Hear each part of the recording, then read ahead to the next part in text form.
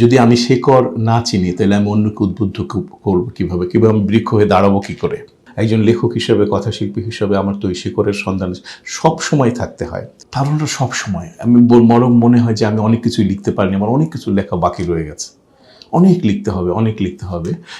অনেকে বলেন আমি একটু বেশি লিখি। হ্যাঁ, আমি একটু বেশি লিখি, এটা তো বলতে দ্বিধা নেই। আমি তো লিখতেই চাই, লেখার জন্য আমি এসেছি, তাই না? আমি লেখক হতে চেয়েছি।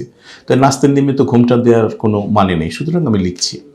যদি আমি শেকড় না চিনি তাহলে আমি অন্যকে উদ্বুদ্ধ করবো কীভাবে, আমি বৃক্ষ হয়ে দাঁড়াবো কী করে? যে বৃক্ষটি দাঁড়িয়ে থাকে সে তো তার যত গভীরে তার শিকড় যায় তত সে শক্তপোক্ত হয়ে বেঁচে থাকে, তাই না? ঝড়ে এবং ঝঞ্ঝায় তাকে নড়াতে পারে না।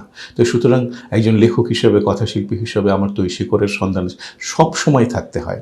আমার এই রচনার মধ্য দিয়ে আমি সেটা বলছি যে এই রচনা হচ্ছে আমার শিকড় সন্ধান, যেন শিকড়টা কখনো কেউ উপড়ে ফেলতে না পারে। এইবার ধরে 112টা হবে, 112টা হবে। আমাকে কখনোই চ্যালেঞ্জের মুখে ফেলে না।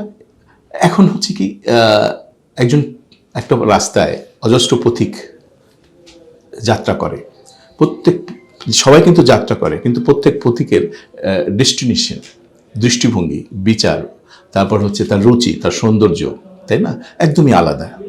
হ্যাঁ, কেউ মনে করে আমি কম লিখে হয়তো বিখ্যাত হয়ে যাব, কেউ মনে করে আমি বেশি লিখে বিখ্যাত হয়ে যাব। রবীন্দ্রনাথ কি কম লিখেছেন? প্রায় 60 খণ্ড। আমাদের শামসুল হক অসংখ্য লিখেছেন, আমরা পাঠ করে উঠতে পারছি না। ব্যাপারটা ওইটা না, এটা হচ্ছে যে কে কীভাবে লিখবে, কে কীভাবে হাসবে, কে কীভাবে গাইবে, এখন তো এই তার ব্যাপার, তাই তো?